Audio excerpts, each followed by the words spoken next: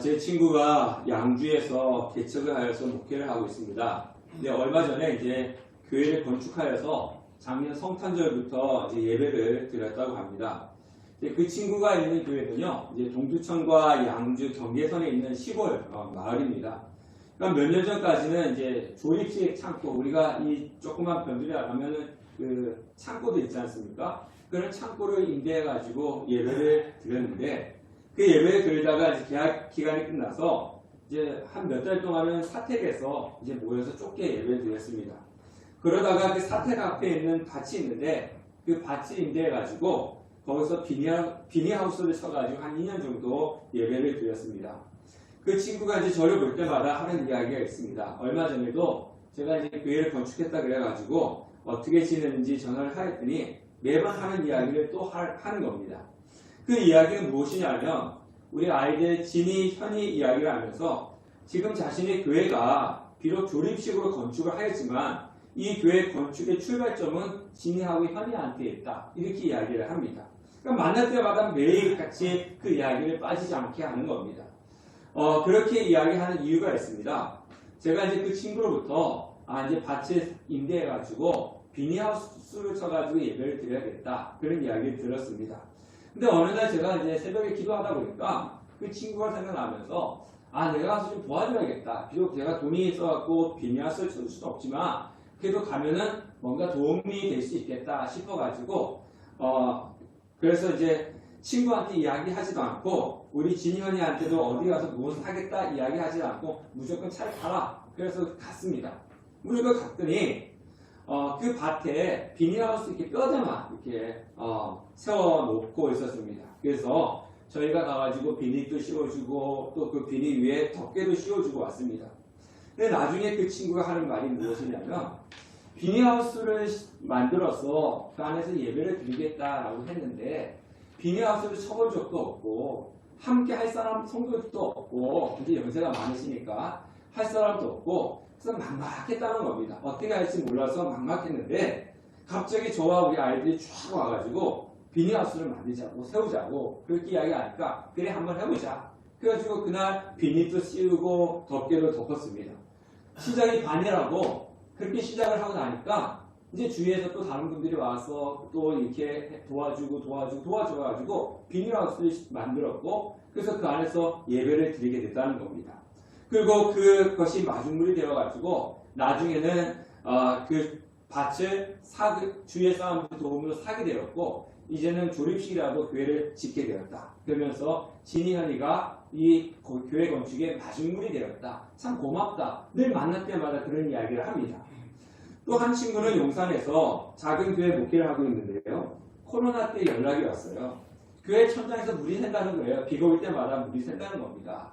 근데 주인이 고쳐줄 생각을 하지 않는다는 거예요.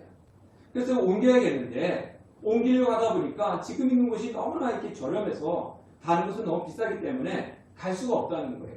그래서 공사를 해야 되겠으니까 와서 저보고 도와달라고 그래가지고 제가 가가지고 도와주었습니다. 가보니까 천장에서 빗물이 새가지고 군데군데 비닐 갖다가 이렇게 막아가지고 빗물을 다른 곳으로 이렇게 돌리고 있었어요. 그래서 이제 제가 가서 공사를 하다가 또 그때 때마침 방학이라 가지고 우리 진이 현이를 이끌고 갔습니다. 가가지고 또 이렇게 공사를 같이 해주고 왔습니다. 그러니까 그 친구들이 하는 말이 만날 때마다 우리 아이들이 와서 도와주고 왔고 이제 빗물이 새지도 않고 비가 와도 걱정하지 않고 이렇게 편안하게 예배드리고 있다. 지금 엘리베이터가 없는 4층인데 2층으로 내려가려고 한다. 이런 이야기를 하는 겁니다. 제가 우리 아이들이 자랑하려고 하는 것은 아닙니다. 사람들은요 결과를 중요시 여깁니다. 금메달 땄어? 이유는 얼마 남겼어? 이 결과를 중요시 여기다 보니까 그 과정과 시작은 어떻게 되는지 별로 관심이 없어요. 결과가 좋으면은 과정과 시작은 무조건 좋다 이렇게 판단합니다. 반면에 결과가 좋지 않으면 그 이전에 수고하고 애쓴 과정은 비난을 받는 경우들이 참 많이 있습니다.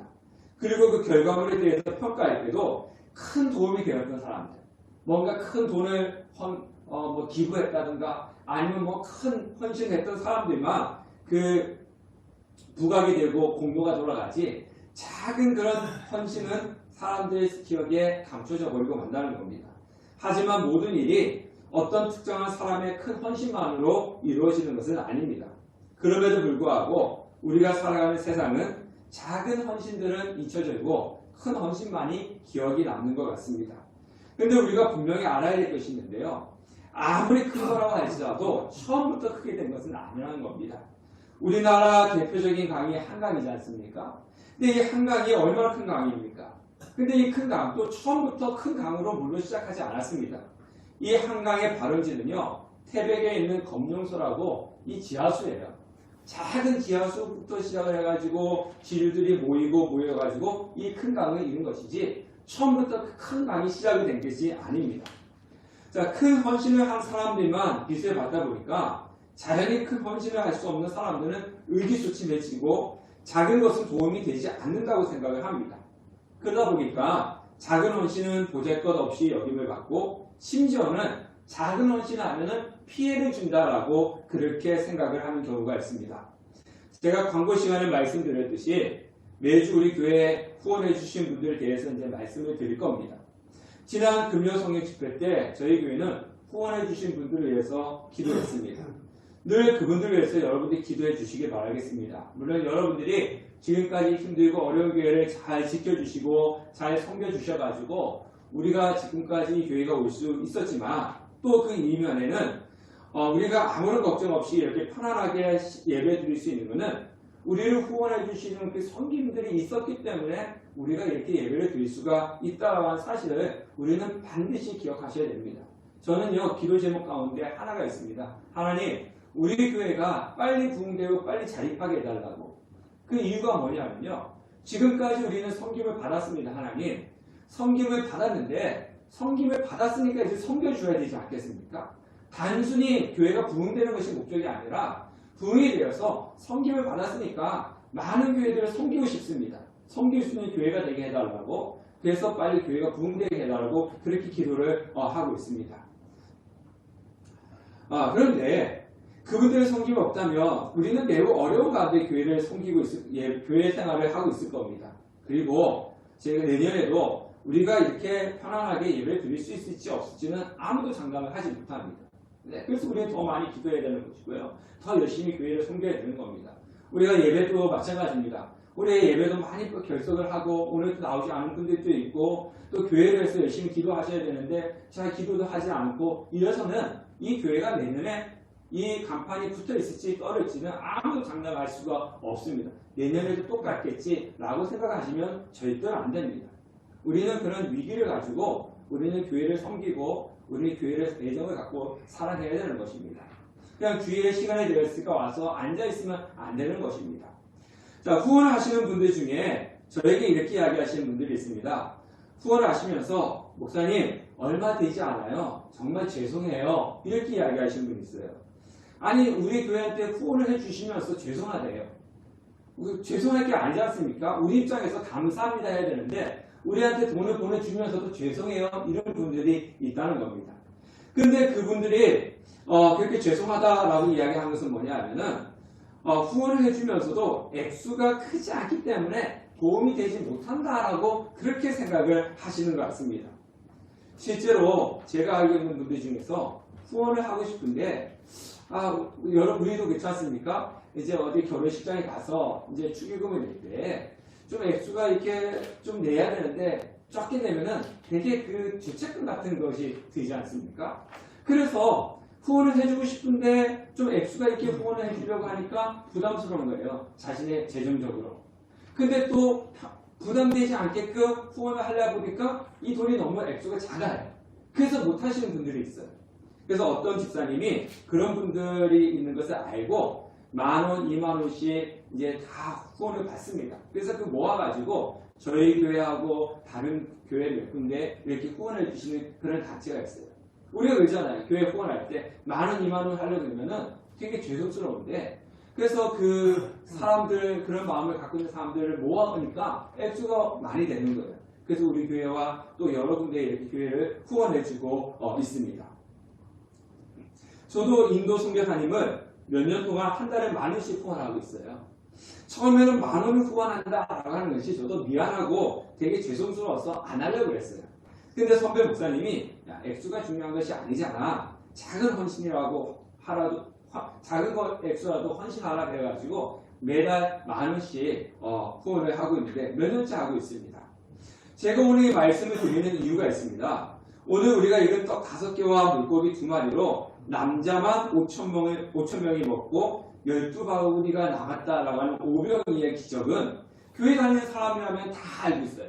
한 번쯤은 들어봤을 겁니다. 그리고 교회 다니지 않는 사람도 알고 있을 정도로 예수님께서 일으키신 큰 기적 중에 하나인 것입니다.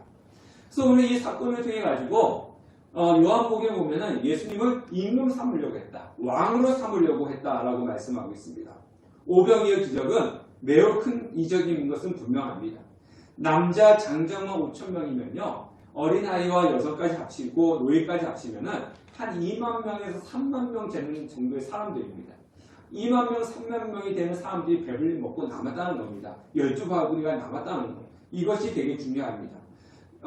12바구니가 남았다는 것을 중요시 여긴다는 겁니다. 그러다 보니까 우리가 기도할 때 이런 기도 하시는 분들도 있어요. 하나님, 나에게도 오병이어의 기적을 일으키게 해달라고, 우리 교회에도 오병이어의 기적을 일으키게 해달라고, 수많은 사람들이 먹고 남을 정도로 하나님 나에게 이 오병이어의 기적을 일으켜달라고, 그리고 우리 교회에 오병이어의 기적을 일으켜달라고 이렇게 기도하시는 분들이 참 많이 있습니다. 그런데요, 이 기적이 일어나기 전에 어떤 헌신이 있었는지에 대해서는 별로 관심이 없다는 거예요. 뭐에만 관심이 있어요? 2, 3만 명이 되는 사람들이 먹고 12바구니가 남았다라고 하는 것에만 관심이 있지, 그 이전에 있었던 작은 헌신들에 대해서는 사람들은 관심이 없다는 겁니다. 이런 큰 기적이 일어나기 전에는 어떤 헌신이 있었는지 우리는 그것을 알아야 되는 겁니다. 자, 오늘 우리가 읽은 말씀을 보면 30절에 이렇게 시작을 합니다. 자, 우리 다 같이 말씀 읽어보도록 하겠습니다. 시작. 사도들이 모여서 예수께 모여 자기들이 행한 것과 가르친 것을 낱낱이 보아니, 금요 성령 집회 때 예수님께서 제자들을 어디로 보냈습니까? 어디로 보냈죠? 금요 성령 집회 때 제가 말씀드렸잖아요. 두 명씩 짝을 지어서 전도를 보냈습니다. 제자들은 예수님 말씀에 따라서 두 명씩 각각 마을을 흩어져서 전도를 마치고 예수님께 돌아와서 지금 사역복을 하고 있는 거예요. 오늘 말씀이. 제자들의 사역복을 들은 예수님께서 제자들에게 뭐라고 말씀하시고 계시냐면 31절부터 33절 말씀 보도록 할게요. 시작. 이르시되 너희는 따로 한적한 곳에 가서 잠깐 쉬어라 하시니, 이는 오고 가는 사람이 많아 음식은 먹을 겨를도 없습니다. 이에 배를 타고 따로 한적한 곳에 갈새 그들이 가는 것을 보고 많은 사람이 그들인 줄 안지라 모든 도로부터 도보로 그곳에 달려와 그들보다 먼저 갔더라. 전도를 마치고 예수님께 와서 사역복을 하고 있는 제자들에게 예수님께서 뭐라고 했냐면 수고했다. 그리고 수고하고 힘들었으니까 한적한 곳에 가서 쉬어라. 이렇게 예수님께서 말씀을 하셨어요. 예수님의 주위에는 항상 사람들이 많았기 때문에 오늘 성경에도 보니까 뭐할 겨를도 없다 그럽니까? 음식 먹을 틈도 없었다는 거죠. 너무 바빠가지고 사람들이 많이 오니까 그 사람들에게 말씀도 가르치고 병도 가르쳐야 되니까, 병도 고쳐야 되니까 음식 먹을 정도 겨를도 없이 바빴습니다. 그래서 예수님께서 제자들을 수고했어. 그러니까 이제 한적한 곳에 사람이 없는 곳에 가서 쉬어라 라고 그렇게 이야기했습니다. 그래서 예수님의 말씀을 들은 제자들은 쉬기 위해서 어디로 갔어요? 배를 타고 건너편으로 갔어요. 자, 앞에 보세요. 자, 앞에 보십시오. 자, 한적한 곳에 갔어요. 근데 문제는요, 어떤 문제가 있습니까? 33절 보니까 배를 타고 건너편으로 갔는데 이미 사람들이 거기 와 있었던 거죠. 우리가 이제 그러면 배를 타고 갔는데 어떻게 사람들이 먼저 왔지? 이 갈릴리 호수는 지금 간 곳은 그렇게 크게 지나간 것이 아니고 배를 타고 갔기 때문에 도보로 이렇게 돌아서 갈 수 있는 거리였습니다. 사람들이 어떻게 알고 먼저 와서 기다리고 있는 거예요. 자, 그래서 예수님과 제자들은 쉬기 위해서 지금 저 가서 배를 데리고 나서 쉬려고 갔는데 큰 무리들이 자기를 기다리고 있는 겁니다. 자, 여러분들이 제자들의 입장이라면 어떻겠습니까? 여러분들이 지금 제자들이에요. 배를 타고 쉬려고 쫙 가고 있는데 저쪽 사람들이 먼저 와서 딱 기다리고 있어요. 어떤 마음이 들겠습니까? 이렇게 생각하면 돼요. 우리 신집사님 밖에 가서 열심히 일하고 또 하는데 집에 오니까 설거지만큼 쌓여있고 방이 이렇게 어지럽혀져 있어요. 우리 박 집사님 밖에 가서 열심히 힘들고 집에 왔는데 집에 오니까 검사님이 아니 이것도 버리라고 저것도 하라고 지금 집이 지금 난리라고 빨리 일하라고 막 그러는 거예요. 그 어떤 마음이 들겠어요? 네, 짜증나죠. 정말 힘든데 육체적으로 힘든데 쉬려고 딱 집에 들어왔는데 일거리가 막 쌓여있는 것처럼 제자들도 쉬려고 딱 갔는데 저기 사람들이 있는 거예요. 제자들이 휴 한숨이 나오지 않겠습니까? 짜증이 날 수도 있지 않겠습니까? 그러면서 사람들이 야 제가 우리도 좀 쉬어. 우리는 뭐 로봇인 줄 아니 그때는 로봇이 없었겠지만 우리는 뭐 강천인 줄 아니? 우리도 좀 한적한 가서 쉬자. 예수님도 우리 보고 쉬라고 그랬잖아. 이런 말이 나오지 않겠습니까? 그리고 아직 배가 되지 않았으니까 우리 저기 사람 많으니까 배 저기 가지 말자. 뱃머리에 돌려가지고 사람이 없는 곳에 좀 찾아가서 좀 배배되고 거기서 좀 쉬자. 그런 선택을 할 수도 있는 거예요. 그죠? 네. 사람이 있으니까 꼭 가야 되는 건 아니잖아요. 뱃머리에 돌리면 되잖아요. 사람이 없는 곳으로 가면 되지 않습니까? 너무나 힘들고 그들에게 쉼이 필요했기 때문입니다. 왜냐하면 그 군중들이 많은 곳에 가면은 무슨 일이 날지 뻔히 알잖아요. 뭐 해야 돼요? 예수님께서 하나님 나라에 대해서 가르치고 또 병자들이 와서 고치니까 뭐 예수님이 고치지만 제자들이 뭐 뻔히 보고 있겠습니까? 질서 잡아줘야 될 거 아니에요. 줄 서세요. 당신이 어디 왔습니다. 자 받은 사 가세요. 막 이렇게 해야 될 거 아니겠습니까? 그러니까 저기 가면은 자신들이 무슨 일을 해야 될지 뻔히 눈에 보이는 거예요. 그런데요. 여기서 우리는 주목해야 될 것이 하나가 있습니다. 제자들은 무리가 있는 곳에서 뱃머리를 돌려서 다른 곳을 가지 않았다는 거예요. 무리가 있는 곳을 뻔히 보고 저기 가면 자신들이 너무나 힘들고 어려운 것을 알면서도 배를 그 무리들한테 되었다는 것입니다. 비록 힘들고 피곤하지만 무리가 있는 곳으로 예수님과 제자들은 함께 나갔다는 것입니다. 그리고 그들이 예상했던 것처럼 34절 말씀 보면 늦은 시간까지 예수님은 무리들을 가르쳤고 제자들은 그들을 돌봤어요. 누가복음에 보면은 가르치기만 한 것이 아니라 병자들까지 고쳤다라고 그렇게 이야기합니다. 쉬어야 함에도 불구하고 하루 종일 하나님의 말씀을 가르치고 병자들까지 고쳤습니다. 그 이유가 무엇입니까? 그 이유는 바로 오직 하나입니다. 34절 다 같이 읽겠습니다. 시작. 예수께서 나와서 큰 무리를 보시고 그 목자 없는 양 같음을 인하여 불쌍히 여기사 이에 여러 가지로 가르치시더라. 큰 기적의 출발점이 뭐였다고요? 자신들의 도움을 요청하는 그 무리를 향해서 어떤 마음을 가졌다는 겁니까? 불쌍한 마음. 이 불쌍한 마음은 사랑하는 마음입니다. 네, 사랑하는 마음으로부터 출발해서 피곤하고 힘들지만 제자들의 작은 헌신에서 큰 기적이 시작을 하는 거예요. 우리가 2041을 이루자고 합니다. 그래서 말씀을 읽으라고 지난주에 제가 강조했고요. 기도를 하자고 여러분들에게 강요를 했습니다. 근데 여러분들은 이렇게 생각할 수 있어요. 좀 편안하게 신앙생활 하면 안 되나?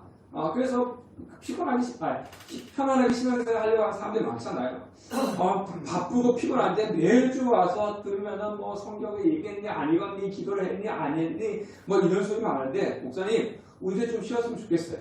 좀 편안하게 신앙생활 했으면 좋겠습니다.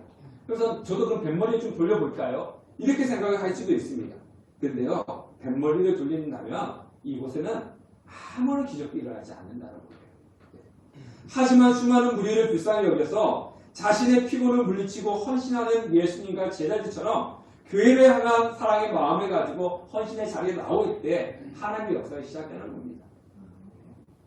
저녁이 되자 제자들이 예수님께 이곳은 빈들이니까 가게도 없고 식당도 없으니까 사람들을 마을로 가서 무엇인가 사먹게 하라고 요청을 했습니다. 그러자 예수님이 제자들에게 너희가 먹을 것을 주라고 하자. 제자들이 뭐라고 했냐면 이 무리를 다 먹이기 위해서는 200데나리온의 만큼의 떡이 필요합니다. 이렇게 얘기했습니다. 자, 200데나리온. 이 데나리온은요, 노동자가 하루에 나가서 일하는 품값입니다. 그러니까 200데나리온이 200일을 일한 거거든요. 보통 한 6개월 정도, 1년에 반 정도의 내가 가서 일해서 번 돈이라고 생각하면 됩니다. 물론 사람마다 다르겠죠. 사람마다 다르지만 하루에 10만 원씩만 잡아도 2천만 원이나 되는 그런 큰 액수입니다. 뭐 여러분 6개월 동안 월급을 모으면 얼마나 되는지 모르겠지만 작은 돈은 아닌 거라는 겁니다. 자, 지금 제자들은요 그 정도의 가치에 많은 떡이 있어야지만이 이 무리들을 다 먹일 수 있습니다. 라고 그렇게 이야기를 했습니다. 그러니까 예수님이 뭐라고 했습니까? 예수님께서 하신 말씀이 너에게 무엇이 있느냐? 떡 몇 개가 있느냐? 가서 알아보라 그랬어요. 예수님의 제자들이 수많은 사람들을 찾아가가지고 알아봤죠. 알아봤는데 가지고 온 것이 무엇입니까? 어린아이가 가지고 있는 떡 5개와 물고기 2마리를 가지고 왔어요. 자, 요한복음 6장 8절 9절에 이렇게 이야기합니다. 자, 앞에 화면을 볼게요. 다 같이 읽겠습니다. 시작. 제자 중 하나 곧 시몬 베드로의 형제 안드레가 예수께 맞서되 여기 하나니가 있어 보리떡 5개와 물고기 2마리를 가지고 있나이다. 그러나 그것이 이 많은 사람에게 얼마나 되겠사옵니까? 자, 제자들이 이렇게 이야기합니다. 이 많은 사람들에게 얼마나 되겠습니까? 이렇게 이야기하는 것은 이 떡 5개와 물고기 2마리 어린아이의 한 끼 식사밖에 되지 않는데 이렇게 적은 양인데 이게 얼마나 되겠습니까? 이런 이야기합니다. 자, 우리가요 성경에서 그냥 그랬나 보다라고 객관적으로 우리가 제3자 입장에서 이렇게 보면요 이 부분들이 참 힘으로 와닿지 않습니다. 제가 항상 그랬잖아요. 내가 저 사람이었다면, 성경 안에 있을 때 내가 저 사람이었다면, 아까도 성경 안에 있는 내가 제자였다면, 이런 마음으로 한번 봐야 되는 것처럼 여기서 여러분들이 어린아이였다면 어땠을까요? 어린아이의 입장에서 한번 생각해 보세요. 이제 엄마를, 부모를 따라갔는지 스스로 갔는지 아마 부모를 따라갔겠죠. 예수님 앞에 갔는데 갑자기 예수님의 제자들이 막 다니면서 먹을 거 있는 분 손 들어보세요. 먹을 거 가지고 있는 분 손 들어보세요. 막 그러는 거예요. 여러분들이 이제 어린아이예요. 자기가 먹을 만한 작은 조그만한 이제 도시락이 하나 있었는데 그래서 저 여기 물고기 2마리하고 또 5개 있어요. 그랬더니 제자들이 그 어린아이에 그 먹을 거 갖고 예수님께 데려가는 거예요. 갑자기. 가면서 뭔 생각했을까요? 왜 이걸 가지고 예수님께 가지? 예수님께 드리려고 그러나 보다. 이렇게 생각할 수도 있지 않겠습니까? 그럼 이거 내가 오늘 저녁에 먹어야 되는 건데 나 이거 없으면 나 굶는데? 그럼 여러분 같으면 어떨 것 같아요? 저 같으면 아무리 이럴 것 같아요. 있는 분 있으면서도 있든가 저 같으면 있든가 아니면은 저기 물고기 1마리 하고요 떡 2개밖에 없어요. 이렇게 떡 3개는 내가 숨기고 물고기 1마리 내가 숨기고 뭐 그랬을 것 같아요. 저 입장이라면 저라면. 근데 여러분은 어땠을지 잘 모르겠어요. 근데 이 아이의 입장에서 우리가 이 아이의 입장에서 지금 있었다면 사람마다 다르겠지만 제가 이 어린 아이의 입장이었다면 그랬을 것 같아요. 그런데 이 어린 아이는 그것을 드렸다는 겁니다. 자신이 가지고 있는 전부 작은 거지만 예수님께 드렸습니다. 자, 그러면요 우리 여기 보리떡 5개와 물고기 2마리 우리가 오늘 읽은 성경에는 떡이라고 하는데 요한복음에는 보리떡이라고 나와 있어요. 보리떡이라고. 자, 요즘은 보리는 건강식품이죠. 네, 그래서 건강식품입니다. 하지만요, 우리나라 예전에는 보릿고개가 있었어요. 네, 우리 보릿고개, 우리 지립사님 겪으셨죠? 네, 보릿고개. 왜 보릿고개라고 합니까? 우리나라, 저도 어릴 때, 학교에서 도시락 싸올 때, 쌀로만 된 밥을 싸갖고 오지 말라 그랬어요. 보리밥과 막 섞어갖고, 거의 검사했어요, 우리 선생님들이 막. 그래가지고, 쌀밥 갖고 온 사람들은 혼나기도 하고 막 그랬어요. 그만큼 식량이 부족했다는 거죠. 옛날에는 쌀이 부족해. 지금은 쌀이 남아돌아서 나있는데 쌀이 부족하니까 대체로 쓴 것이 뭐예요? 보리예요. 네. 옛날에는 보리가 좋아서 먹은 게 아니에요. 지금은 건강식은 없지만 옛날에는 보리밥이 아니라 그때 로망이 뭐였냐면 허연 쌀밥. 예전에는 허연 쌀밥. 예, 허연 쌀밥 먹으면 부자였어요. 예. 근데 지금 이거는 2000년 전의 일이지 않습니까? 2000년 전에 이 떡이 무엇으로 만들었어요? 쌀떡이 아니라 보리로 만든 떡이란 말이에요. 보리떡. 이거는 부자가 먹는 음식이 아니라 가난한 사람들이 먹는 떡이었습니다. 그리고 그 당시에 이 보리떡은 나귀한테도 주었다고 합니다. 짐승에게도 먹이 떡이었기 때문에 가난하고 어려운 사람들이 먹는 떡이 뭐였어요? 보리떡이었어요. 지금처럼 건강식품이 아니었단 말이에요. 예. 자, 물고기에 대해서도 우리가 알아봐야 되는데요. 이스라엘 사람들은 바닷가에서 고기를 잡으면 성경법에 의해서 큰 것만 집에 가져가고 작은 것은 다시 바다에 던지는 것이 그들의 풍습이었다고 합니다. 근데 때로는 그 애매한 사이즈에 잡힌대요. 집에 가져가기도 작고 그렇다고 버리기는 좀 크고 그런 것들은 그냥 바닷가에 이렇게 버리면 돼요. 바닷가에 버리면 가난한 사람들이 와서 그것을 주워가지고 그리고 이제 소금을 절여가지고 짜게 해가지고 자기 양식으로 삼았다고 합니다. 그래서 이 물고기를 가지고 읍사리온이다 이렇게 이야기한다고 합니다. 그 지금 예수님 앞에 내놓은 이 물고기가 어떤 물고기냐면요, 바로 이 가난한 사람들이 먹는 읍사리온이라는 거예요. 어부들이 커서 가져가가지고 팔 수도 없는 거고 작은 것만 자기네가 살려주는데 살려주기도 그렇고 가져가기도 그렇고 그냥 버린 것을 가난한 사람들이 주워다가 그것을 소금을 절여서 먹는 그런 가난한 사람들이 먹는 읍사리온의 고기라고 합니다. 그러니까 결국 보리떡이나 물고기 두 마리는 둘 다 누가 먹는 거예요? 가난한 사람들이 먹는 별 볼 일 없는, 그것도 어린 아이가 먹을 정도의 작은 양이었다는 거예요. 작은 양. 이 보잘것없는 음식에서 뭐가 일어난 거죠? 오병이어의 기적이 일어났다는 겁니다. 자, 이 위대한 오병이어의 기적이 일어난 것은요, 화려하고 힘이 있고 권능이 있는 곳에서 일어난 것이 아닙니다. 첫 번째는요, 자신들은 힘들고 피곤하지만 무리를 불쌍히 여기는 마음, 그리고 사랑하는 마음 가운데서 기적이 일어난 것입니다. 사랑하는 마음을 가질 때 무엇을 할 수 있는 거예요? 헌신할 수 있는 거예요. 그리고 그 헌신을 통해서 하나님께서 기적을 일으키시는 겁니다. 교회를 사랑하는 그 헌신이 있을 때 성도들의 그 작은 헌신 속에서 무엇이 일어나는 겁니까? 하나님의 기적이 일어나는 거예요. 두 번째는요, 더 중요한 것은 어린 소년이 자신이 가지고 있는 전부를 하나님께 바쳤다는 거예요. 적고 보잘것없는 음식이었지만은 예수님의 손에 들릴 때 큰 역사가 일어나는 거죠. 이적이라고 하는 것은요, 하늘에서 그냥 뚝 떨어지는 거 아닙니다. 우리가요, 물론 그렇게 생각하시는 분은 없겠지만은 하나님의 역사는 하나님 저 돈 주세요 그러면 하늘에서 그냥 돈 떠는 게 뚝 떨어진다고 생각하는데 절대 그렇지 않습니다. 네. 내가 작은 헌신 속에서 하나님의 그 헌신 속에서 기적을 일으키는 것이지 그냥 가만히 있는데 뚝뚝뚝뚝 떨어지는 법은 절대로 없어요. 이제 금요일 제가 말씀드렸잖아요. 네. 작은 헌신을 통해서 하나님의 역사가 이루어지는 겁니다. 그것을 가지고 믿음이다라고 이렇게 이야기하는 거예요. 아무것도 하지 않고 주십시오 이거는 믿음이 아니라는 겁니다. 기적이 형성되기 위해서는 하나님의 절대적인 능력으로 나타나는 것이지만 그 장소에 기적이 나타나기 위해서는 꼭 작은 헌신이 필요한 것입니다. 오병이의 기적에는요, 보리떡 5개와 물고기 2마리는 꼭 필요한 것이었습니다. 우리는 내가 하나님께 드릴 수 있는 것이 무엇인지를 생각해 봐야 돼요. 앞에서 얘기했던 것처럼 뭐 큰 거, 뭐 우리가 많아가지고 능력 있어서 큰 거 드리면 좋겠지만은 꼭 그걸 통해서가 아니라는 겁니다. 물고기 2마리와 보리떡 5개 같이 아무 쓸모 없는 것처럼 보이지만 내한테는 소중할 수 있어요. 그렇지만 그 사람들에게는 초라하다, 작다, 보잘것없다 얘기를 할 수가 있습니다. 근데 그 소중한 것이 하나님의 손에 받쳐질 때 하나님 그것을 귀중하게 여기시는 겁니다. 귀중하게 여기시는 거예요. 우리가 가진 것 무엇이든지 주의 손에 바칠 때 기적이 있는 것입니다.